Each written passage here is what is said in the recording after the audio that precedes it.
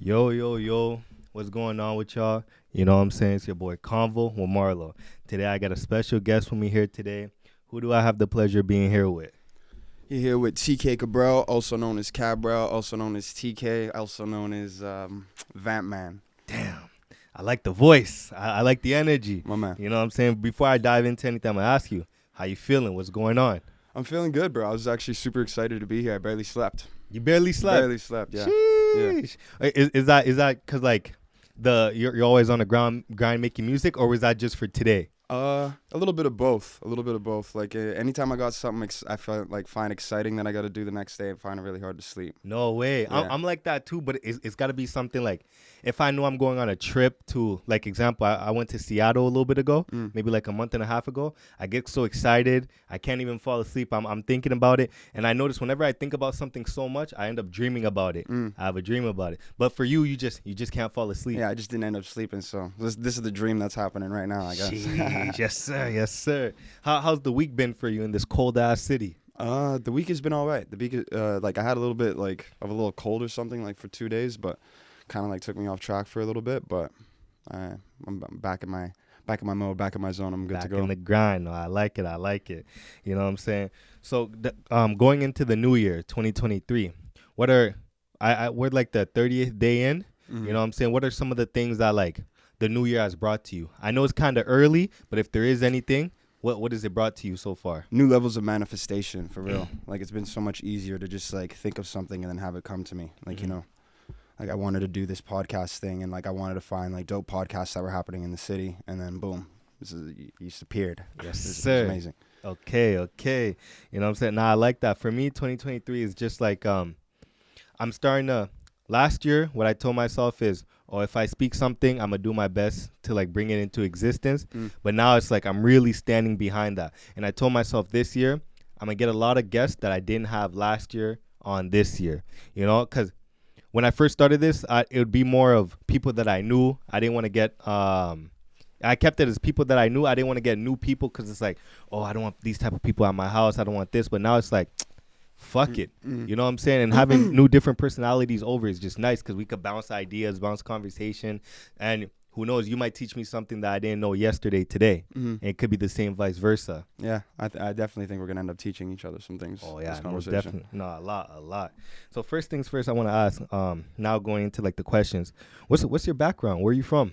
So I'm born and raised here, Edmonton, Alberta. Sheesh. Yeah, and I was born and raised on the north side. I was living in Beverly until I was 12 years old, and then from there I moved to Holly Kenyon and things like that. It was a bit of a switch up, but I've been here my whole life. Wow. So what about your parents? Are they both from here too? From what I understand, my father, he was from Jamaica, but my mom, she's Portuguese. I was raised by my mother's side of the family. Oh, okay. So I was raised mostly Portuguese. Oh, okay. No, I feel that. Yeah. So born and raised in Edmonton, Alberta. Yeah. How do you get used to the cold? Do you get used to the cold? I don't think you do, to be honest. You can't. I don't think you do. Because literally just 2 days ago it was +2, right? Yeah. +2, +3. Now it's -16, but feels like 29, feels like -30. Yeah, what I will say is freakish about Edmontonians though is when it gets so cold in our wintertime that once the spring rolls around and it's -16 again, it feels like we just wearing out t-shirts and shit like that. It's there's a different -16 in December then in springtime, just like you said, which is weird because it's the same thing, but I don't know. I guess it just all depends what month you're talking about. Yeah, and I think there's a little bit of our body adapting to it, but once the cycle comes back around and we do the spring and we do summer and winter comes back around again after that fall, it's just it's you're dealing with it for the first time every single time. And the thing that really gets on my nerve is when people from different countries, the southern part of the U.S. or just places that are majority of the time hot, talk about, it's so cold today, it's so cold. Man, come to Edmonton in December. You don't know cold until you're here. Legit. Another thing that drives me nuts too is people who are you guys have a dry cold. You don't know what a wet cold is like. I'm man, I'll take a wet -20 over a dry -40 any day. What are we talking about? And don't even get me started on Vancouver, because I remember a few years back, Vancouver had a -4 and -5. The whole city shut down. Yeah. The whole -4, -5 for us is still summertime, damn near. Yeah, legit. You know what I'm saying? That all that type of shit is just crazy to me. But being from Edmonton, what was the upbringing like here? You know what I'm saying? Because a lot of people in different provinces of Canada, when they hear Edmonton, blue collar, electricians, pipe fitters, stuff like that. You know what I'm saying? Some people go the artsy way, but I heard it's hard to be in the art world in Edmonton. That's more a Vancouver thing.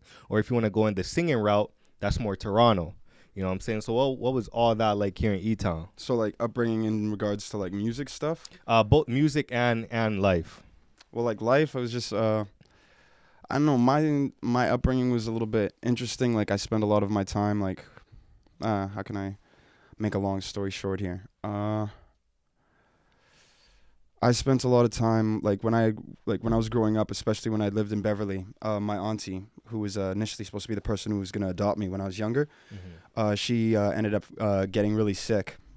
And again, like really long story short, I spent a lot of my time and things like that in the hospital, and always like moving to and from, and like always like being around her and like all the stuff that she was going through and things like that. Yeah. And then plus I had some family that was dealing with some like addiction things and stuff like that. So my upbringing was like very interesting, and like something I'm thankful for is like I was raised by like multiple households, and I got to like understand a bunch of different ideologies from different people. And like and then even spending a lot of my time growing up in the hospital and things like that, I was able to meet a lot of like kids that were like, you know, like on their way out, even though they shouldn't have been, if you know what I mean. They were on their way out of this world.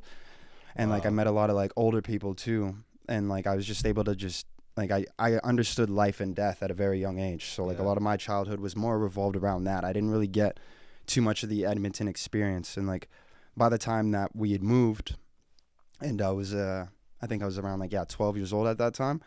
When we had moved, it was like very hard to fit in and stuff like that because I was so just in my own world.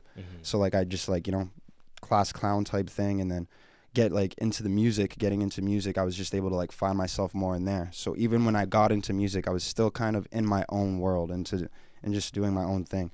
So it's like I didn't really get to experience like the Edmonton scene until like more like the ending of high school and stuff like that. But like aside from that, like I guess elementary school, running around and being a little hood rat like that. Like I did a lot of that stuff, you know, like smoking cigarettes at fucking 10 years old and doing a bunch of dumb shit like that. Yeah. I got the Beverly North Side experience. Down to the fullest. Yeah, I seen you had DZ the Don here on the show, so he'll know what I'm talking about when I say the North Side experience. Yeah. He'll know for sure. Wow, no, that's crazy. So it seems as though since a very young age, you've just been doing a lot of things that like people around your age wasn't really into. Yeah. Example, obviously I don't want to get into too much into it because I'm pretty sure I know what you mean when you say like people that are getting ready to like leave the world type of thing. It's like, damn, that kind of, it sucks that like you was introduced to that, but it's good because it's like now whenever you run into people that are kind of the same way, you kind of know how to talk to them, cope with them, and be like, yo, this isn't the way. Let me show you another way to go. You know what I'm saying? And I find it interesting actually, and like I'd like to tie it into something else that I had seen. Like I seen it on the internet. It's like this a comment, but I was talking to my uncle, and then he was telling me like, oh, like I wish your childhood would have been different, or I wish things would have been different. And then I'd seen this video, and it was like this kid training, and it's like this kid training to be a monk, and he's crying, and then somebody left a comment being like, this kid should have had a normal childhood. And it had me questioning, like, what even is, like, technically a normal childhood? Exactly. You know what I'm saying? Because, like, no matter what, you are going to end up crying. So in the case of that kid training, at least when he was training and, like, he was crying about how much it hurt, it was in a controlled environment. I wasn't necessarily in a controlled environment, but, like, my pain that I had dealt with was more other people's pain. It wasn't necessarily mine, you know what I mean? I learned through a lot of other people's thing, right? Because even when it comes to our mortality, right, and somebody passing away, I feel like we get the shitty end of the bargain. It's because we are left here with their memories and missing them, right? Lord knows what happens with them. It depends on what your belief is. Yeah, I know that feeling because like, obviously this is something nobody should have to deal with, but like a death of a loved one, you know what I'm saying? Me, when I had someone close to me, this was a while back, that passed away, and it's weird because it's like, when you go into the room that they used to sleep in, you can still smell the perfume / cologne, whatever they used to wear. And just things that you never would really think about just kind of like hits you like, wow, when this person was here, I should have done this. When this person was here, I should have said that. But it's like, you know, it sucks, but kind of the things you got to live with. It is the thing. And to get into the what is a normal like childhood to be like what is normal in regards to being a child is. I think that just all really depends on where you're from, where you are. There is no such thing as a normal child. Yeah. Whatever the hell that means. I don't even know if there's such thing as normal. Like, what is normal? What is a normal dog? Exactly. Is it a Chihuahua? Is it a husky? Right. I think when a lot of people say normal, they just mean the most basics of basic, as you could possibly think about, and that's not the world we live in. We live in a world with 8 billion people. What the hell is normal? Yeah, and it's like even like even to add to what you're saying with the whole basic thing, it's like I think it's like it's used as a description for something that they could understand, right? If they could understand it and they can grasp it, then it is normal, right? And if it's something that they cannot grasp, then it becomes something that is abnormal or something that is a mystery to them. Exactly. And sometimes people like mystery, sometimes they don't. That, I guess, to me, the best way for me to like connect what you're saying is when people that aren't from overseas go overseas for vacation and tell the people overseas they're not living right, or the way that you're living over there. Like when Americans go to Africa and then see the naked kid running up and down like, yo, this is weird, this is disgusting. Who are you to say that? You know what I'm saying? How are you coming into my home telling me what I'm doing is not right? Facts. And there's a bunch of like, even like when I first went to Europe and I was in Portugal, it was like halfway of a culture shock because I was raised by like all Portuguese people.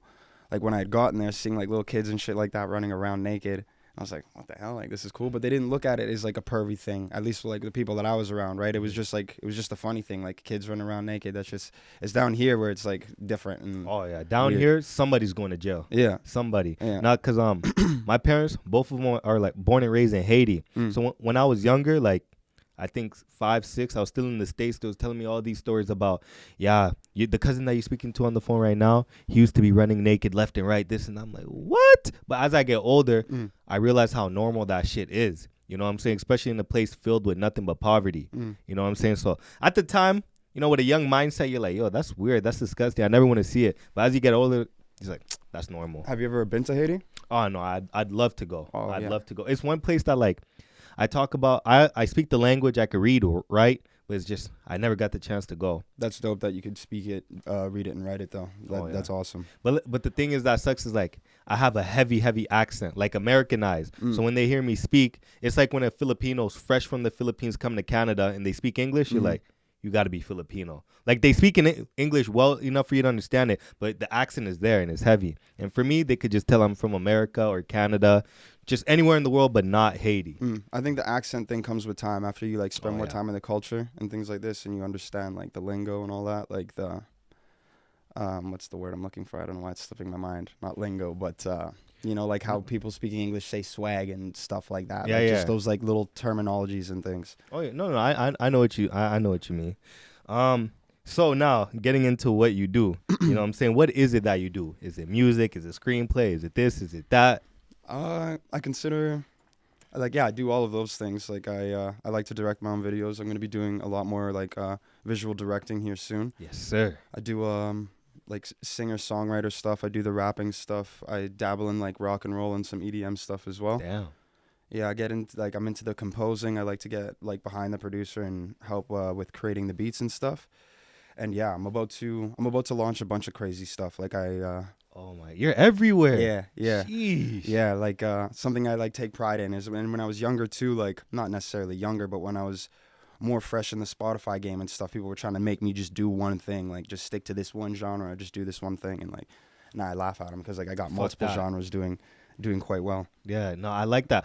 If it's one thing that I love, and I've said this damn near every other episode that I've done, do not stick to one thing. Absolutely. If you're a rapper, start looking into merch, being an actor, actress, whatever the case may be. If you're an actor, look into screenwriting, look into this, look into that. Just don't stick. If it's one thing you want to have in this lifetime is multiple streams of income. Yeah, fast. You know what I'm saying? And obviously, I could see kind of how my word doesn't hold weight because I'm not doing it. But if it's one thing I could say is, I'm damn near, I know for sure I'm going to try to get into it when I can. But all the successful people I've seen have all different other shit that they do. Jay-Z has, I'm pretty sure he has a champagne or alcohol thing going on. They sell, like, they just have other shit that they got going on. So I like that Spotify thing that you're saying, how they was trying to keep you in one lane. but you gave yourself like 5, 6. Yeah, yeah, and like that's just like music. Like I'm about to do like a whole lot more when it comes to like clothing. Do a whole lot more when it comes to like events and just like nightlife promotion, things like this. And I'm going to I don't want to get into too much about what I'm about to do, Yeah, yeah. but I am going to be launching something that is going to kind of work as a media outlet of sorts and Okay. kind of like work as a funnel for artists to be in direct contact with their fans. That is something that isn't really happening right now. Okay, nah, I like it. So like you're serious about doing all this new stuff. So it seems as though 2023 is like really your year, Yeah. or your year to like do new shit or hop into like new lanes, see what the outcome could possibly be. And it's like I feel like 2023 is like my it's the punchline year, you know, like there's sir.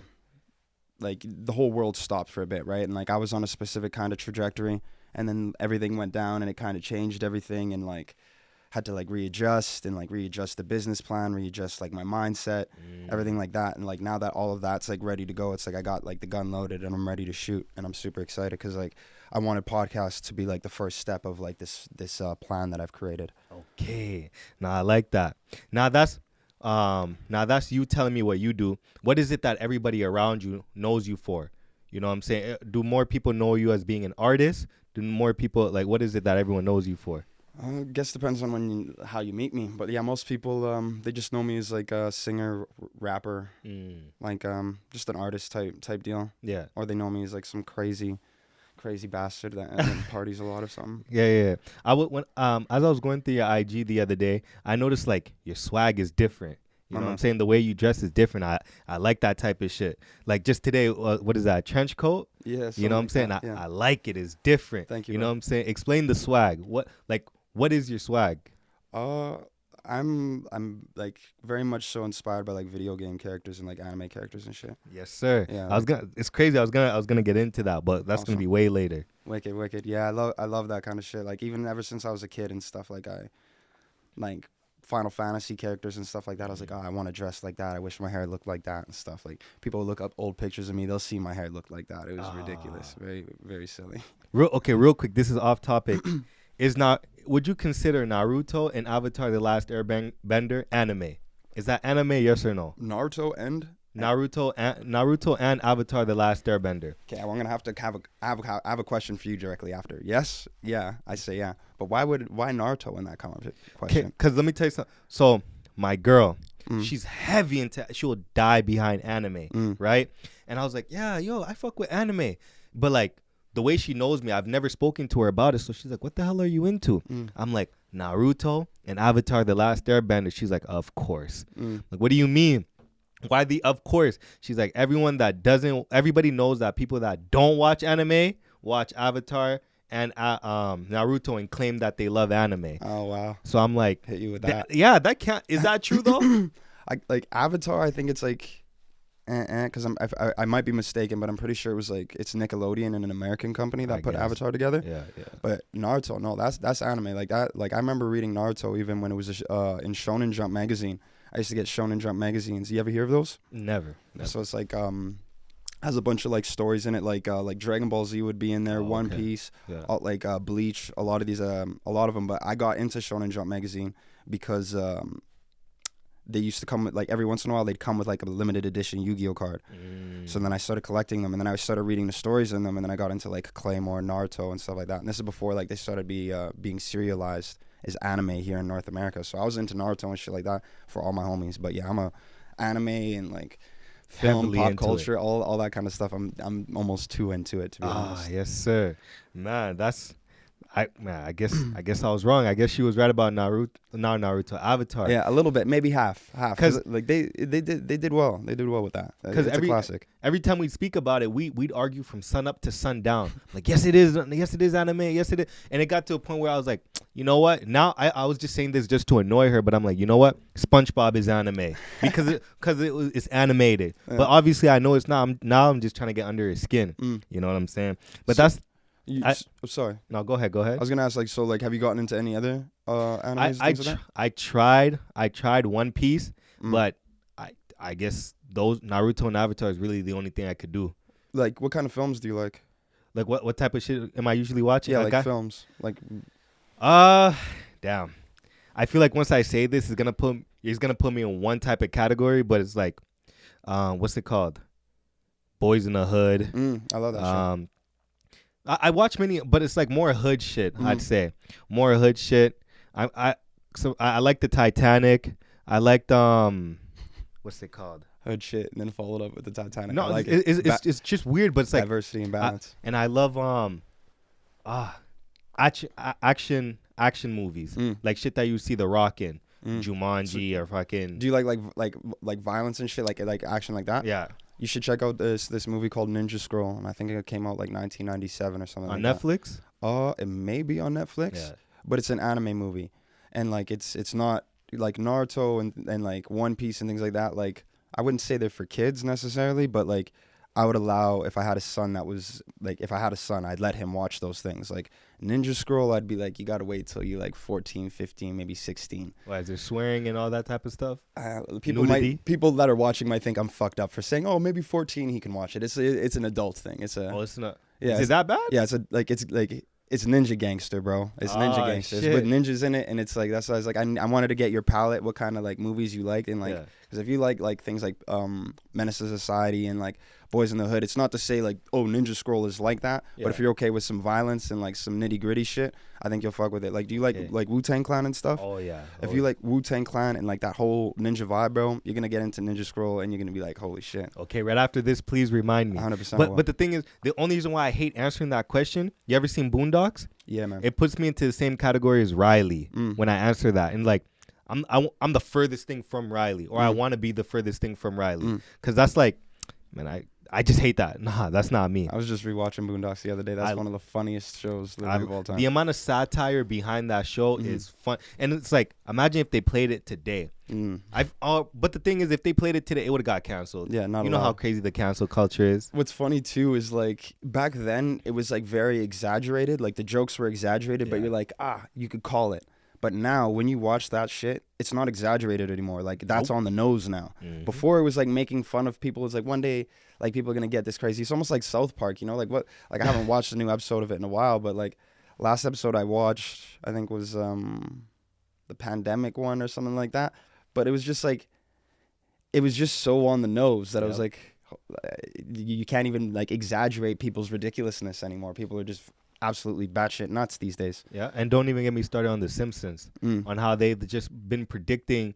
You know, they predict shit from so long ago. It's so crazy. I saw this one where Donald Trump was coming down the escalator just waving, and there was the exact same video with him waving the exact same way, that same suit and everything. It's like, I don't believe in time travel, but I wouldn't doubt it at this point. Well, some would argue that it's maybe not predictions, but maybe we're following along with a certain type of narrative, and everything is supposed to happen in a certain type of way. Yeah. Who knows? I mean, there's so many different ways you could put it, but it's just that real shit. Who knows? Now, getting into your music, you know what I'm saying? When you first dove into the music thing, was E-Town fucking with you? Was the city behind you? My first track that I released, I was like in the 10th grade. And you remember that one song, Airplanes by B.O.B.? Airplanes in the night sky. Yeah. I did a remix to that, and I recorded myself and everything like that. I was about like 14 years old, and I had no idea how to record myself and everything. I recorded I wrote down my verse, and I wrote it while listening to the beat on YouTube.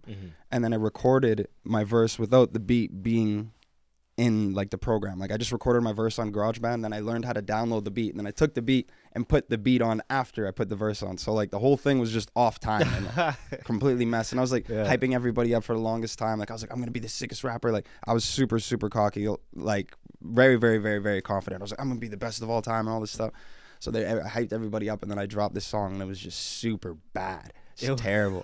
Everybody like. Did people tell you it was bad, or did you yourself knew? I knew it was bad. Some people did tell me it was bad, and like other people, they were like, no, because I put my heart out in it and things like that. I was talking about real stuff in there. So some homies, Jake Lutz, he was like the first one who was like, yo man, like that's a good song. He like cut class and came into my class to let me know. But it was a really bad song, and it was funny. This other kid, he remixed the same song like a couple weeks afterwards. This kid Jordan Dario, and it's like, and everybody loved his version. And everybody's like, oh, he's so much better of a rapper than TK, but it just lit a fire under my ass, because it was like there was a bunch of other, like not a bunch, but there's a couple of other rappers in my school, And like, yeah, I just wanted to prove myself. So in the beginning, I was like kind of clowned on. Yeah. And like I wasn't taken seriously for a bit, and I'm sure people still from that era would like they can't believe that like I have records that are at like 4 million plays. Or I've made Portuguese music that's been shared by some of the biggest soccer teams in the world and shit. But yeah, when I started, no, not much love. It wasn't until like after I got out of high school and then like nobody knew who I was. Like I kind of like had a clean slate. Yeah. And then the people that met me through just knowing the fact that I did music, that is when people started really being like, yo, this guy's crazy. Because like I'd go do as many open mics as I possibly could, get in as many crowds as I could. I didn't care if it was just me and the bartender or me and the security guard or me and the club owner. I was giving You rocked it still. Yeah, and I did the exact same set that I like would do if it was like 1,000 people. So I like really that. really raging. So I was able to grow like a little bit of a following here in the city, and that was like with like some really rugged and like rippity rap stuff. So I'm surprised that I've been able to like transfer them over to like some more of my pop stuff. But I'm gonna be releasing more of that rap stuff here soon, very soon. You see, that's the thing that I love hearing. I love people that treat audiences like let's say there's 4 people, you treat the same 4 people as if there was 40,000 people. And I feel like those are the type of people that go the furthest, that give 110% every time, no matter how many people are there. You got to do it like that. And it's funny because like I get more nervous in smaller crowds. Not like nervous isn't the better word, but like I get more weird like in my own head with smaller crowds. Like when the crowd is huge, I don't like it's like I'm watching a movie. I could just watch myself and it just goes into autopilot. Yeah. But when it's like me and like 4 other people and like I could see these people making eye contact, or I could like notice 2 people like having a conversation and I could hear them talking about You could hear it? Yeah, because like yeah, my brain goes into like some weird cosmic space when I'm performing, right? I could almost see myself from the third person almost. Yeah. So I could like hear everything that everybody's saying and all this kinds of shit like that, and I just like got to tune it out. But like when it's a bunch of people and like that wave and like all I need to do is give them like that energy of my first song, and then I could sense them like, and then that energy goes back and forth, like then I'm floating. It's very, very easy. Does it ever throw you off though, like being able to kind of hear the people? Because what if they're like, oh, what is this guy doing? Or like just what if they're shooting negative thoughts? Or are you able to, you've been doing it long enough to be able to block it out? Like when I was younger, like I was like very like looked like I was like somebody was like performing an exorcism on me or something. Like when I was doing so like all the reactions I was getting were like more or less what I was expecting. People were like, what the fuck is, like the music's good, but like what is going on? Like this guy's like crazy, or like the music's crazy. Like so like I wanted to get like a shock factor. So like I always kind of got the reactions that I wanted, and anytime like somebody was hating, I never heard anybody hate. They would just like walk out, or they just wouldn't be there, because you can't please everybody, right? Exactly. But I definitely pleased a lot more than I didn't when it came to rocking a set. Yes, sir. Nah, I like that. I know we're still pretty new into the new year, but have you had a show yet? No, not yet. I've kind of been reserved on that because I'm going to be like throwing my own events and things like this. Yes, sir. But That's yeah, what I like. Am I invited or what? 100%. Yes, sir. 100%. And the only thing with my event though, you've never partied with me before, so I'm warning you now. So there's gonna be. Why am I scared all of a sudden? What's going on? So there's gonna be the daytime thing. There's gonna be a nighttime thing, and then there's gonna be a nighttime thing. Damn. So you gotta prepare yourself, prepare your liver, prepare your mind, prepare your soul. So there's body, and 3 soul. parts to it. Yeah, there'll be 3 parts to it. Okay, to the okay. event that I'm planning here. Okay, so is it like, do we leave and come back, or is it all like we stay? I'm glad that you asked, actually. So I may as well say like the event is called Portal, and I'm gonna be it's gonna be the first one. I plan to make it annual, and I also plan to take it to different cities and different countries. But the first one will be April 22nd at the Collab building. And back to your question about like how like the whole thing is gonna work. Yeah. So during the day, it's going to be like a market, having some of like the Edmonton talent here displaying their paintings, clothing, things like this. And I'm also gonna have some performers and stuff like that. Yeah. And That's nice. There's gonna be visuals displayed on the walls, all that kind of fun stuff. And then later into the day will be a fashion show.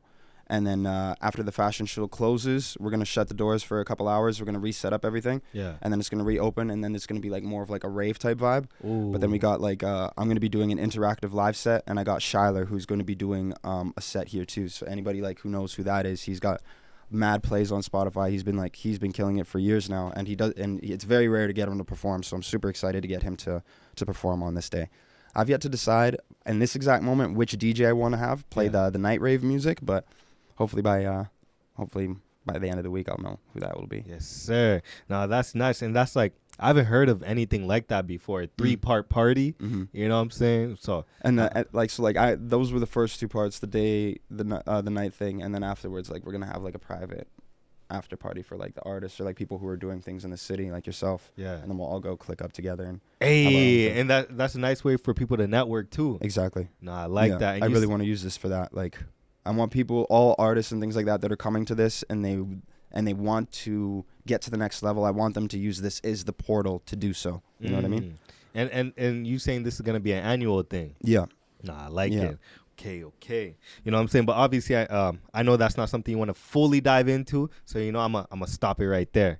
So my next thing I want to ask you is going through your page, I saw that you was on the cover of Portfolio magazine, and what was it?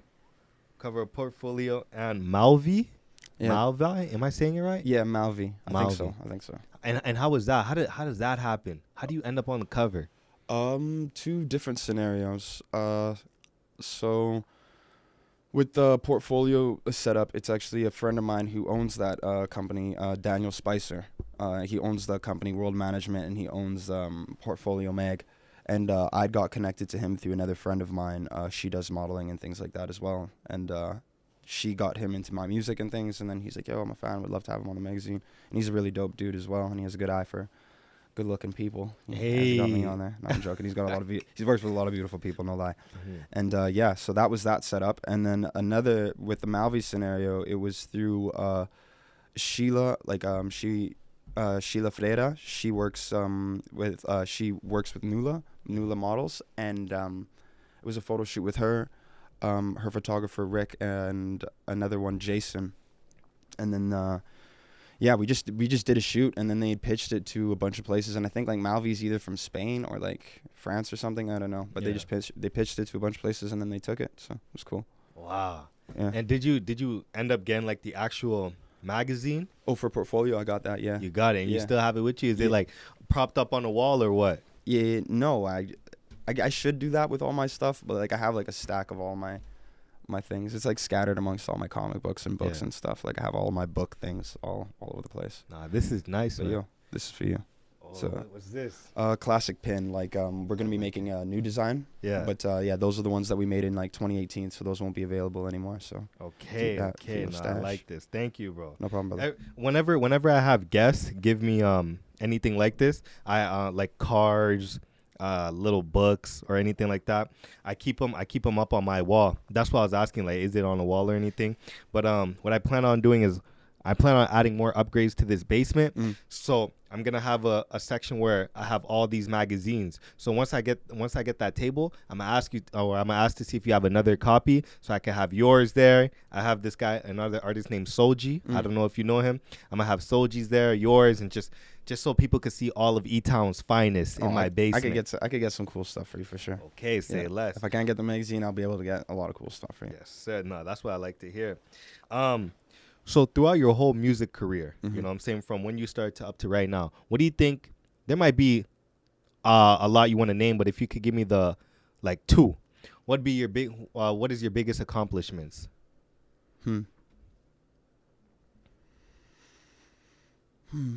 Maybe going to New York, whatever the case may be. Yeah, that was very cool. I think my 2 biggest accomplishments would be like, one, when I had first started doing shows and things like that in the city, like it was very hard to have like rap shows, like being a black artist doing rap shows, and I really don't like playing the whole black card, things like that. I don't like doing this. Yeah. But like at least in my experience, it was like I was always met with like, oh, like what is the crowd going to be like, or things like this. It was always looked like it's going to be like you're going to be bringing shooters and things like this to the spot, right? And like I kind of broke the barrier for like the hipster bars and stuff like this, because like I did like the shows with like, not to say it wasn't done before, but like I brought it to a different light, because like I was kind of like using Instagram as the medium, and like I was not necessarily the first, but I was just doing certain things very right, so that like I'm very proud at the fact that like, because I like to think because of me, you know, like it's a lot more possible for like an Edmonton artist that looks like me to be performing at a fashion show, for like for them to be doing these hipster bars, for it to not be so like it's either gangster rap or this, right? It's like it sounds like I sound so like old school even with like talking about it now, because I've been to so many shows, and like now it's so much more diverse. But when I had started, it wasn't like that, you know. When I had started, the only place I was able to get my bars out for the most part was this place called Bohemia, which is now called the Gavel, across the street from the law courts. But I did so many shows there, and like, yeah, that was like one of the only places, and it was like there, Deviate, a place called like I think it was Rendezvous. Yeah. But it was like very select, and it was like very, very small, and even then, like, I'm very proud at the fact that I feel like I broke. It's like I don't want to use the word hipster, but like I'm like a rap artist, not kind of niched into something, and I was kind of able to like break the barrier to get a lot of other rap artists in through that door. So I'm very proud about that. And the second thing that I'd be proud about is just like just kind of like making it seem real to anybody who wants to be doing something, you know what I mean? And like every time I get like another milestone, whether it's like another monthly listener milestone, or like streaming milestone, or I'm traveling, or whatever it is, I really want it to be like influencing kids and like making them feel like, yo, I could do this shit too. And I want them to feel like they could do it on their own. I don't want people to start thinking that they need labels and everything like that. So I want my focus to be on me, my business, and I want people to think the same. Sheesh. No, I like that. Another thing that I saw, you know what I'm saying, going through your page was the painted fingernails. You know what I'm saying? You know how a lot of people are like skeptical about those type of thing, or they have their own thought process, their own ideologies of people that have that. You know what I'm saying? What is why would you say so many people are so like childish to new things like that? If does that make sense? Yeah, it does. And like, you know, it's interesting because my views on it kind of changed since the last time, right? Like it's like I did, and I was doing like the whole like rock star thing, and it's like looking like feminine and shit like that. But then I realized what was exactly happening, right? Like, sure, I like Motley Crue, and I like the whole vibe, and like it's cool, like, and I like to do like my warrior makeup and stuff. But then there becomes like a line, and then you see like what's exactly happening, and like how you're being paraded and things, and then it's just like, nah, it just gets weird. And it's not to say, hey, everybody, like every guy don't do it or whatever, but it's just like I was just getting so involved with the lifestyle and everything like that, with the partying and all this kinds of stuff like that, that I kind of like I just went with the narrative of just getting crazier and crazier and crazier and crazier. And then it's just like, yo, you got to like tone it down. And like, yeah, I'm just like, I how can I explain it? Because I don't necessarily want to offend anybody, but I'm not worried about offending anybody. I just don't like want to hurt feelings and stuff. But it's just like, the time for play and all that kind of stuff is technically done, right? Like we're like, when people look around in the world and like being serious for a second here, like men gotta act as men, and and there's certain things that are happening that men have to stand up for and fight against. And I don't think I can have my nails polished when I'm doing that. And I think like I'm gonna go into like this next phase that I'm doing, and showing people I want to be looked at as like a man that can be taken seriously, not as like, oh, he's androgynous or he's doing this and that. And it's not to say like all of a sudden I've lost comfortability in my sexuality. It has nothing to do with that. But I want to look and be presented in a certain way and be taken very, very serious in that way that I'm presenting myself. I like that. So what are some of the biggest changes from your first song that you've made to like some of your more recent biggest hits? You know what I'm saying? Is it the change in voice, the change you rap, the way you rap, the way you hit the hooks, or, you know what I'm saying? What are some of the changes, the biggest changes? From my very first song? From your very first song to your most recent today. From here, I wrote it down. Forgive me, I know I'm gonna say the name wrong, but it was called, or I think it was an album or a song name. Yeah. Oh, okay, that's easier. El Ghoul to Paradise. Okay, that's way easier, because like going back to like my first song, that's like night. It'd be like the difference between a desert and the ocean. But what's it called? My process for Il Ghoul, or like how my process for that in comparison to how I record music now. I kind of like to like every project that I make is different, and like I want to, and I go into it with a different way. Like I get very much inspired by like movies and actors that are like acting as characters. So like I'll take on like a persona and a character for the specific project. So depending on what that project is or what that song is what's going to be dependent on what the recording process and like what the inspiration process is going to be like. Like for Il Ghoul, I was in a very like weird dark place, and like and it was just like a lot of alcoholism and just like just yeah, like I wanted to put myself in the pit, and like sorry to everybody that was around me at that time, right? But yeah, I just wanted to put myself in the pit and surround myself with demons and all that kind of stuff. And then with Paradise, funny enough, is kind of like a similar taste, but like I got I got a narrative that I'm trying to tell. So I got like a 3-project trilogy.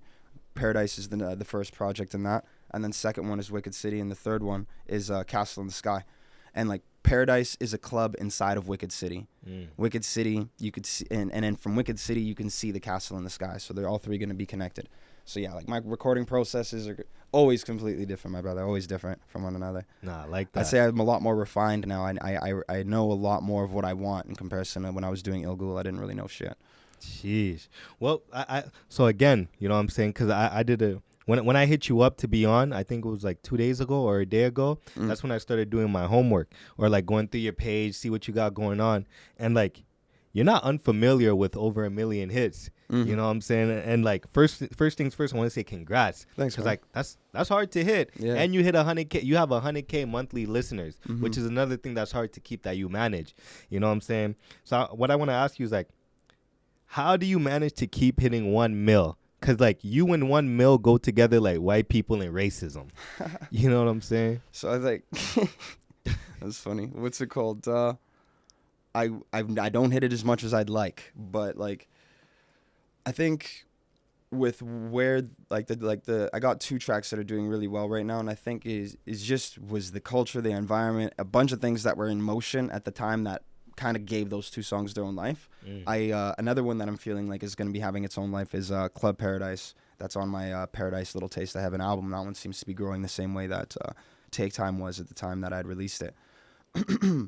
But to anybody that's like wanting to maintain like viewership and stuff like this, and this is like advice that I need to be following better myself, is consistency. And then after you have consistency, right, you have to create a portal or like a funnel to get the people back to what it is you're doing.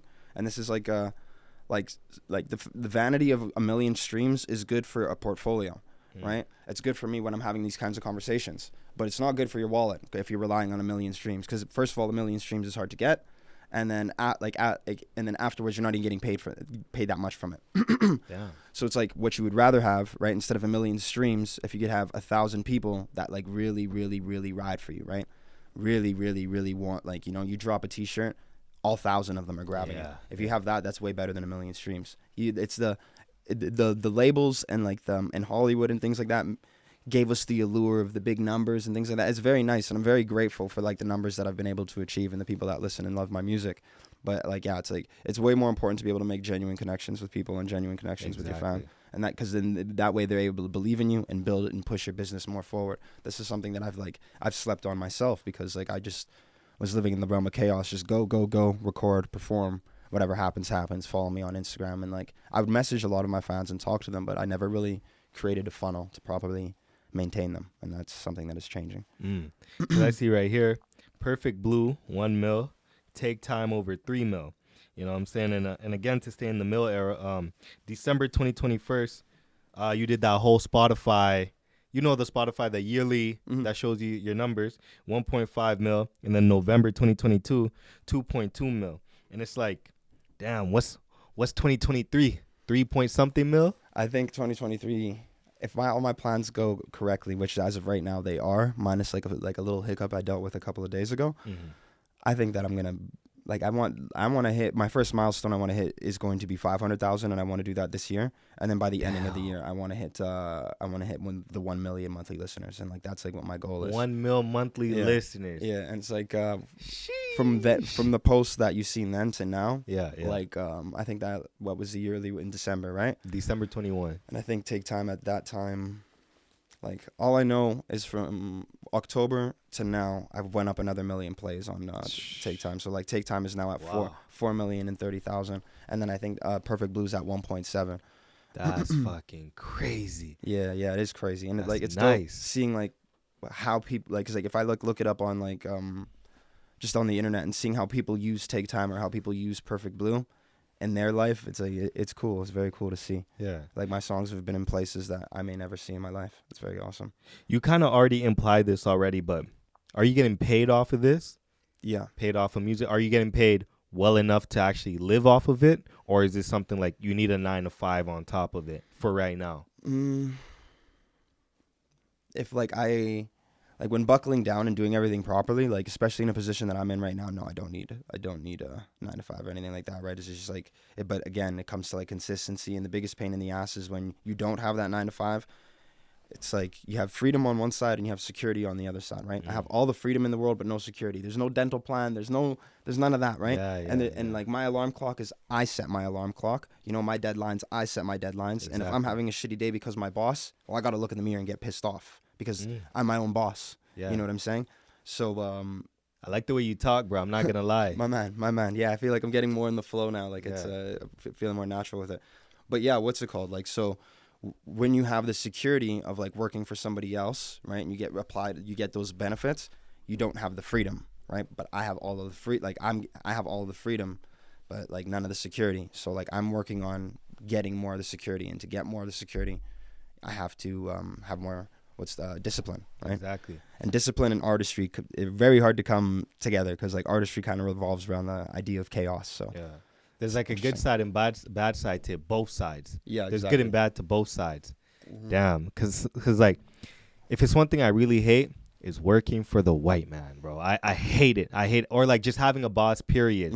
Because like you're working on his time, and if he has a deadline May 7th, but you had planned that May 7th, you better cancel it. Yeah, you better cancel it, or else you don't have a job anymore. And what bugs me about it, just like working for anything else except for what I want to in general, is just how replaceable you are. And it's just like, I know I'm replaceable, right? Like there's musicians, people like live and die all the time. But like, I know that like some of the things that I've made, like my songs have made people feel, or at least I like to hope so. And I like to believe when they tell me these things, like that they've felt things or like they've been helped with things because of my songs. Like that's all you really need. No, I like that. So have you had a few people come up to you yet, like physically, face to face, and was like, "Yo, your song has helped me get through this," or I can't believe it's TK. Yo, can I get a picture? Oh yeah, hundreds, man. Like not even like being braggadocious, but hundreds. I was like spent a lot of time being a bar star too, so like always just making sure my face was out there in the city and shit like that. So like that's a smart way to move. You know what I'm saying? Make sure you know. Dangerous, but yeah. No, it's dangerous. Of course. No, it's dangerous, but it's like you know the city well enough. This is kind of hard, but I guess it just all depends. But you know the city well enough to kind of know where to go, when not to go there, when to, you know what I'm saying? Like, you know, not to go to 118 at 2 a.m. Yeah, of course. I meant like just dangerous in like the nightlife, and like you could just get caught in the same cycle. I thought you were talking about the other way. Oh yeah, of course there's that. Yeah, but people like me. I don't really get into it with people like that. Exactly. Like, no, that's good. I just make music, and I get it, like my only beef is like, you know, with the ones that are controlling all of this kinds of stuff. Nah, I feel that. If you could speak on it, because I know some people can, some people cannot. Are you signed to a label? No label for me. I don't like that shit. I like distribution, and I like working in partnership, but I don't like the idea of people owning my stuff. It kind of puts me right back in square one, right? Because like if I'm gonna do that, then they may as well own my time, and then they could give me all the security, like dental plan and shit like this. Yeah. So you never plan on going the label route, getting signed?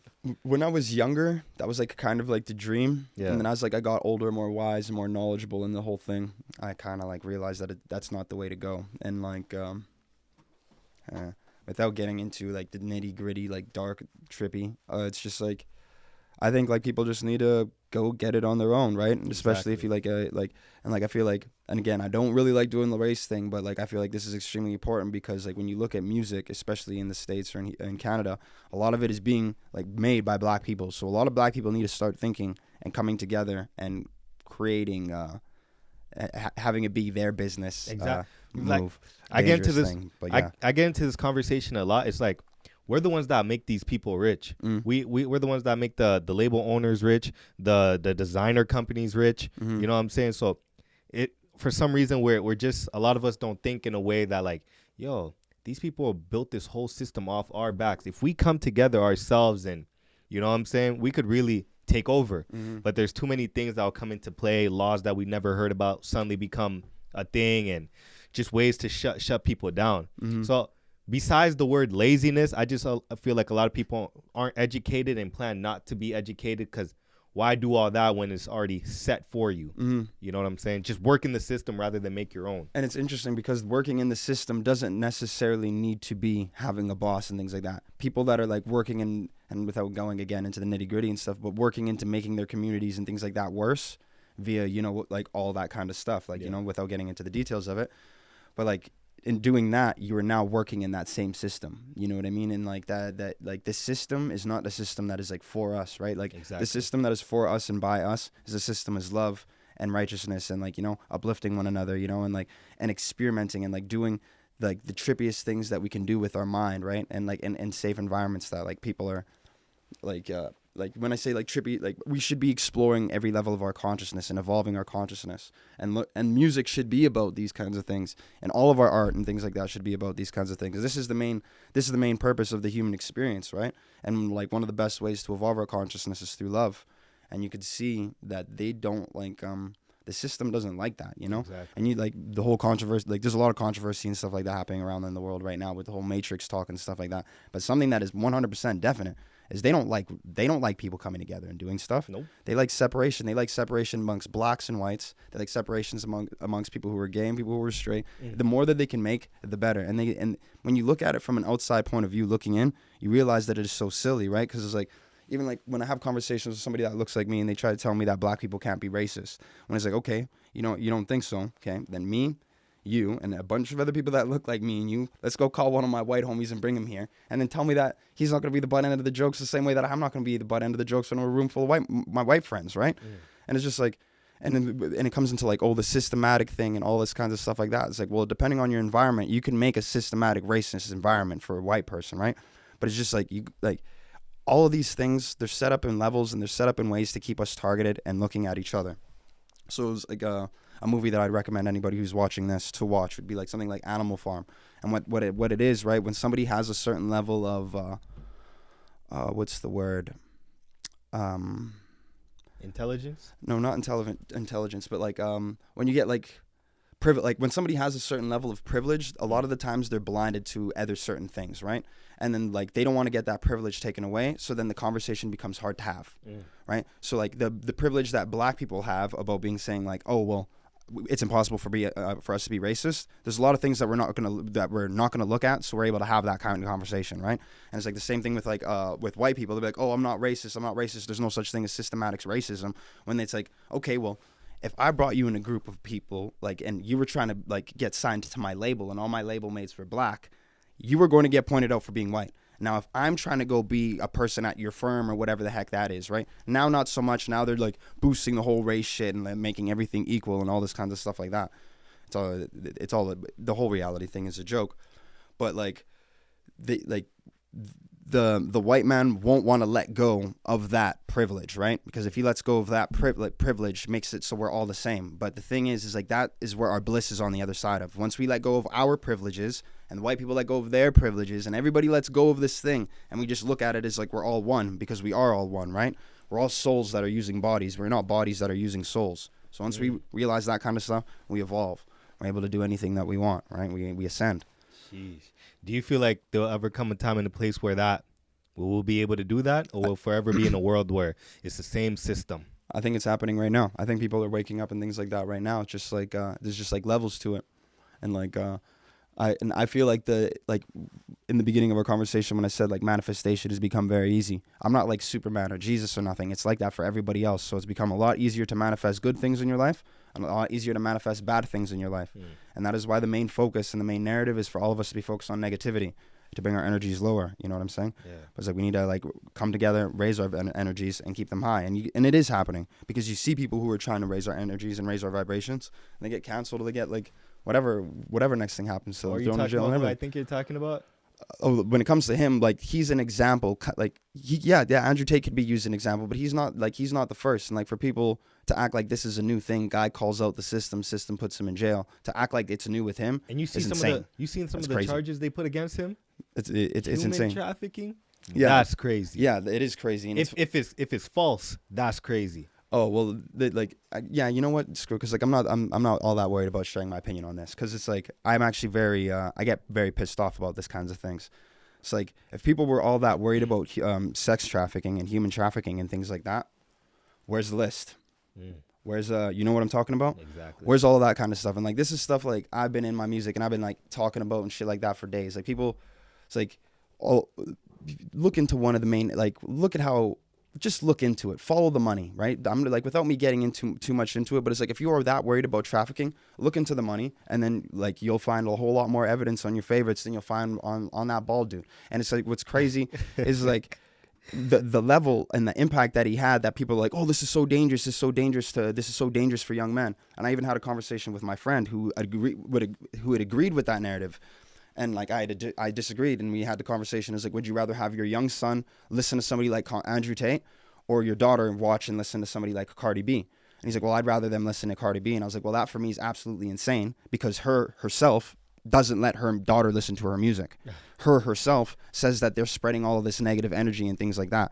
Herself has admitted to some like crazy things during her rough past, right?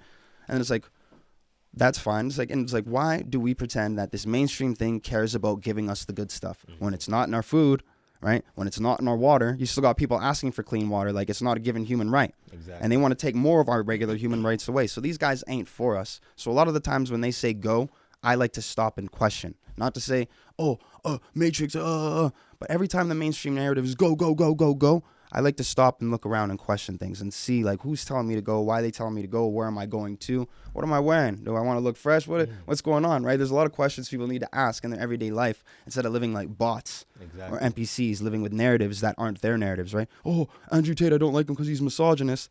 It's like, for me, if you're not going to like a guy like that, don't like him because you think he's like a controlled opposition, but to say, oh, he's a misogynist, like you wanna throw that word around while we be listening to Future all day? Come on, don't with and me. they shake their ass to Future. Yeah, don't. You know what I'm saying? You want to know what the funniest thing about that is? What's up? A lot of people that I know that don't fuck with him, they don't like him because of the 5-6 second clips that YouTube or TikTok shows. And what I always say, I say the same thing to everybody. If you're not liking someone based on a few second clips, I could give you 5-6 second clips of Mother Teresa, and then I could find we all have bad things that we do. We all have fucked up shit that we say.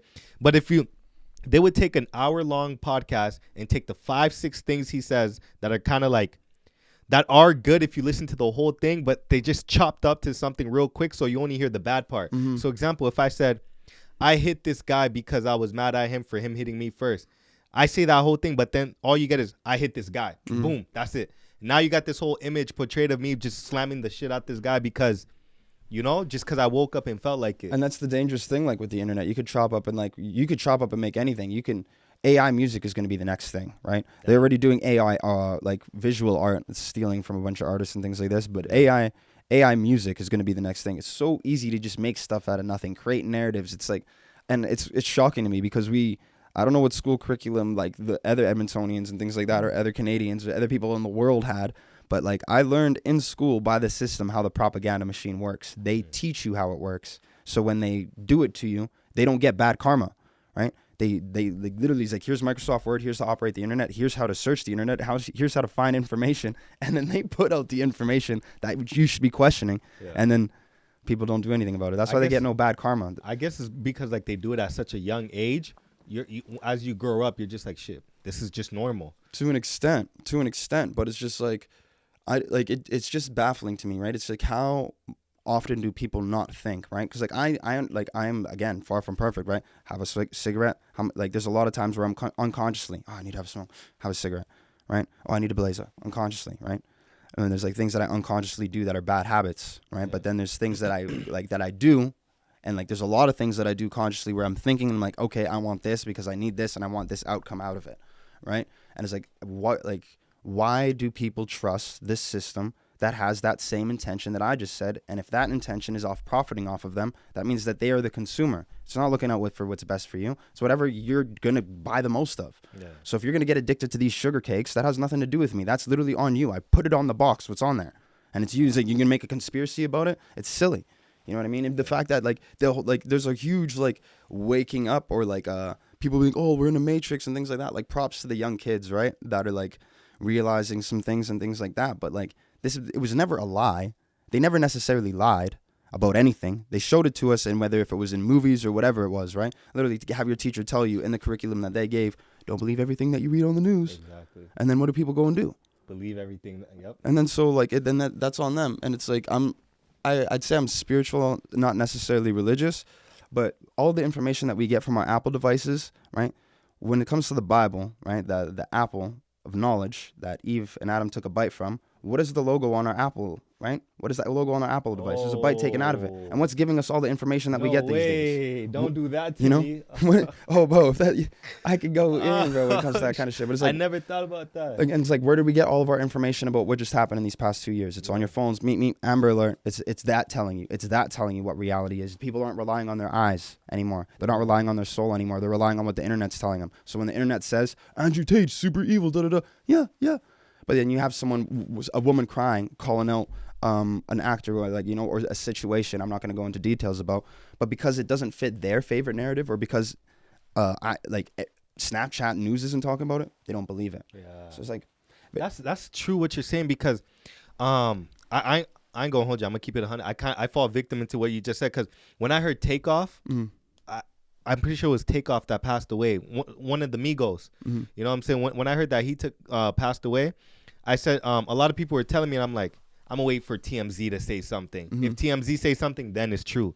But like exactly to what you said, I'm like, that is true. And I hate that I fall victim to that. I will not believe something until this one source posted. But the funniest thing is that source has been known to lie before, but I still believe it for whatever reason. Yeah, and it's like the source is notoriously known for lying. And this is something that's interesting about our information and like the age of information that we're in, and using our iPhones and technologies and stuff, is like back then, say like the age of our grandparents, or somebody who's like 76 or 70 something right now, right? Them growing up, it's like you hear stories about, like, say if you were born in Portugal and you hear stories about what Japan looks like, right? And then maybe you get a book that has pictures in it, or you have somebody who sends you a postcard and stuff like that. And it's all left to your imagination, how the people live, all this kinds of stuff like that. You're not worried necessarily about what's going on in Japan, but the way that the world works now, Japan, something happens there, whether it's like somebody gets stabbed on a train or whatever it is, whatever they can use to get that fear button on ours going, hey, I don't know if I could go to Japan, whatever they can do, then that's the information that we're going to get. It's like you have information of people who are starving in this place, people who don't have water in this place, this bad thing happening in the world, this thing. And it's all we're getting it all on our phone. And what's crazy is like we scroll it and it's like, oh, famine, oh, super sad, ooh, cute dog, ooh, she's fine. Yeah. And it's like what that's doing to our brain is just absolutely scrambling it. And it's set up to do that. So then people aren't cluing in and then thinking like what I had mentioned earlier, because people need to wake up and start not thinking like how I think, but just start questioning things, right? Where does the money go after I spend it? Yep. What am I eating? What am I drinking? You know, what am I listening to? I've gone to that point now where I started breaking down a lot of things. When I went to Cabela's a few months ago. They're like, I bought something for like $78.64. They said, would you like to round this up to the nearest dollar to donate it to whatever thing? And it had me thinking, like, and I did a whole bunch of research. I'm like, why does a $1 million company, multi-million-dollar company, want me to round up the nearest dollar to donate? But then it hit me. I hope they donate it, and whatever they do with that is for tax write-off.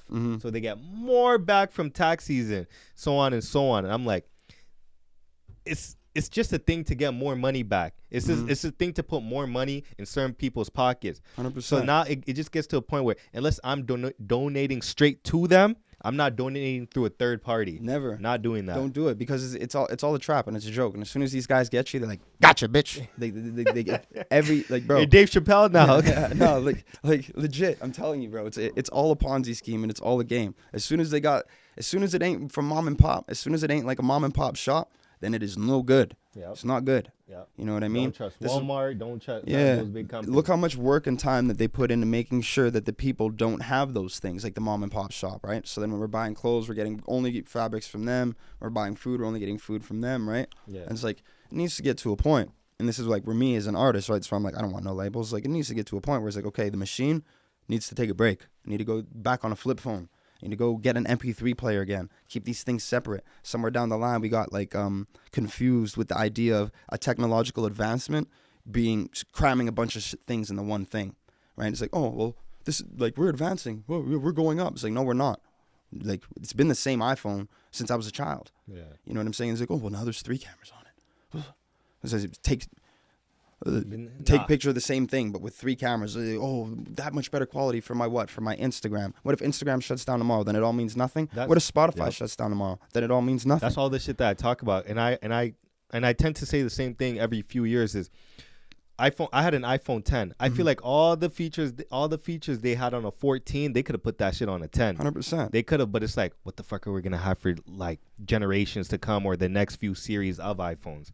You know what I'm saying? But I'm not gonna lie, I want to get right back to the music thing. You know what I'm saying? Is it cool if I get some more water, please? All right now? Here, give me a second then. So, you know what I'm saying? Getting back to the question I was asking you, I'm not going to lie, though. I enjoy those type of conversations where we really kind of break down what happens in the world, or how the world sends or gives people messages. That's my favorite. Delightful messages. You know what I'm saying? And it's funny because, those are my favorite type of shit, too.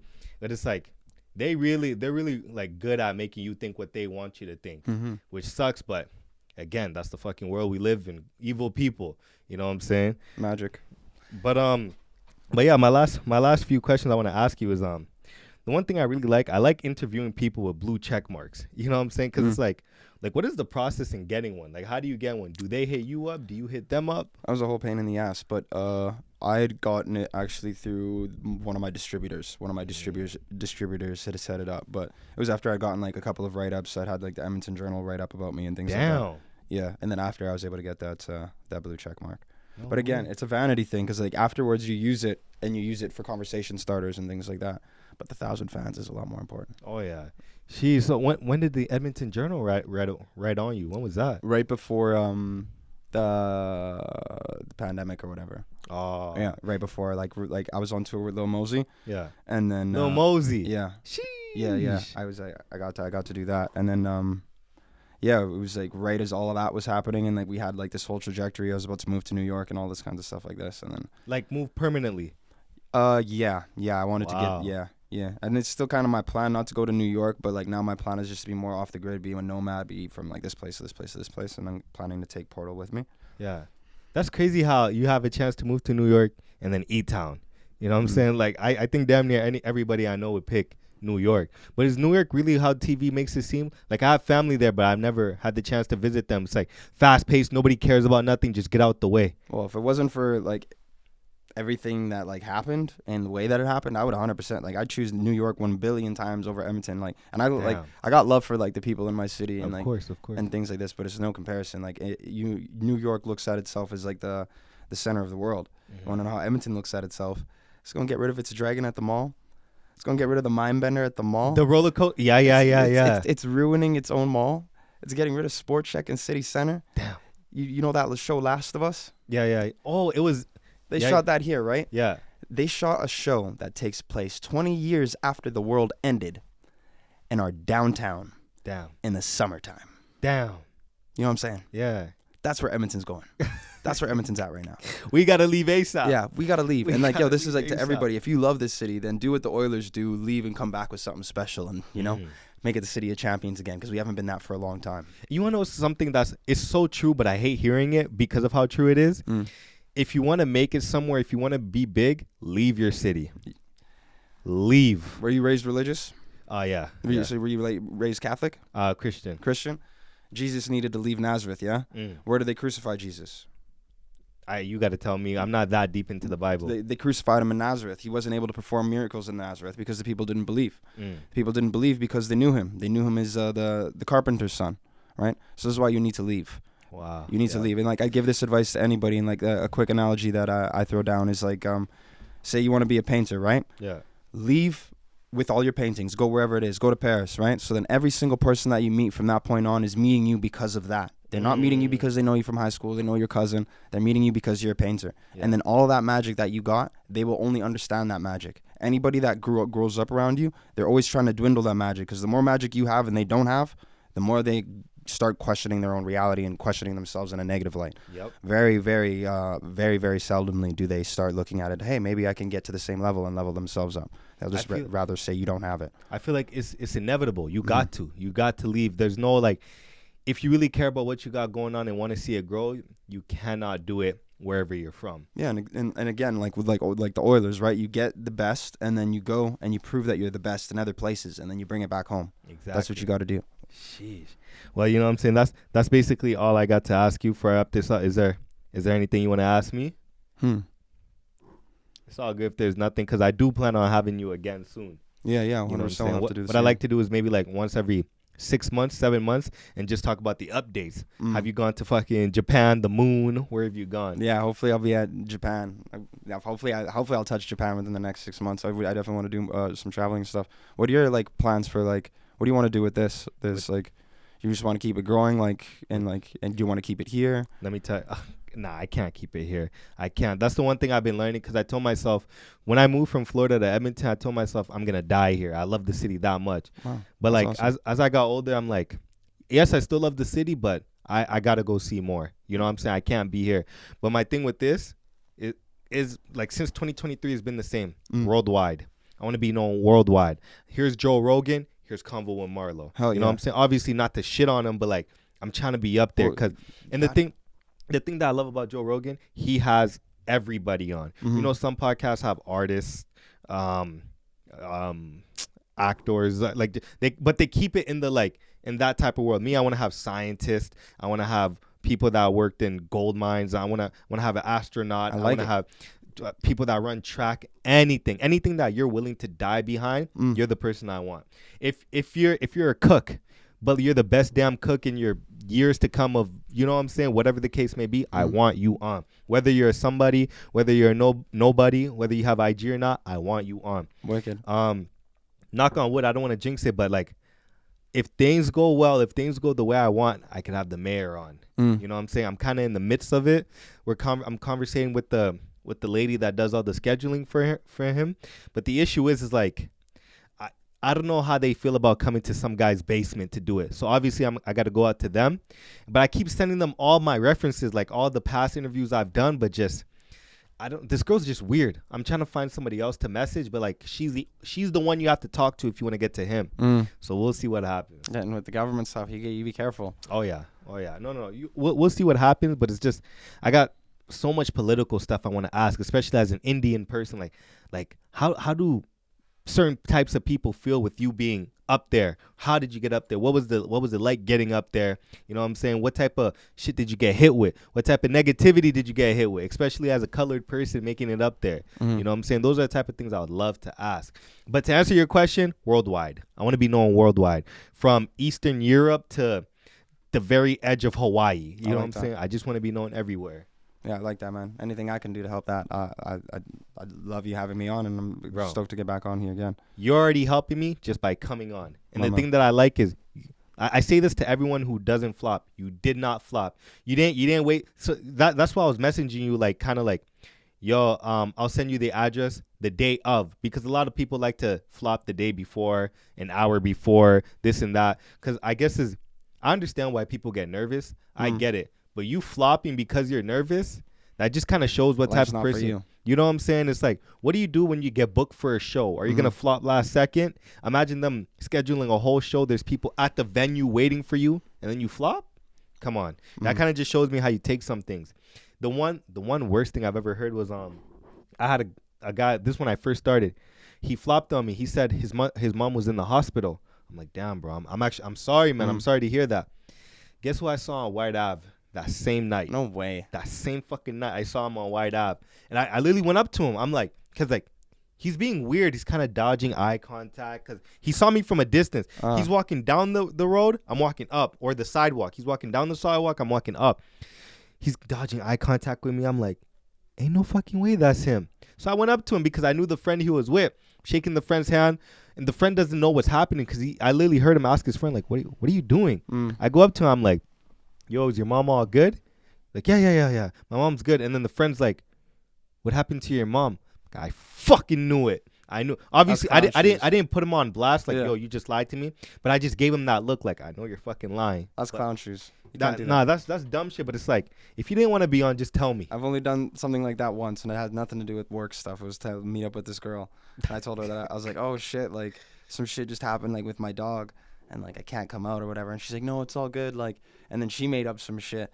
And then I go to the club, and who do I see at the club? I see her out at the club, and then it turns out she had a boyfriend, so it was all good. Damn. Yeah. You know what I'm Ground saying? shoes moves. I just don't get that. Just tell me you can't so we can move on. Yeah. And then I'll schedule you another day or whatever the case may be. But your mom's in the hospital? That's why. And then I see you on White Ave? That's like putting bad Bro. like juju in the air. Yeah, like your mom must have really just got sick and then like the Misericordia Hospital. His mom was in. Long story short, I found out he was lying. And the guy just gave me a dirty look. Never, like, I'm pretty sure we unfollowed each other that week, but it's like, I don't even think you're someone I want around. Yeah, like, that was missed weird. opportunity for White Ave. That's incredible.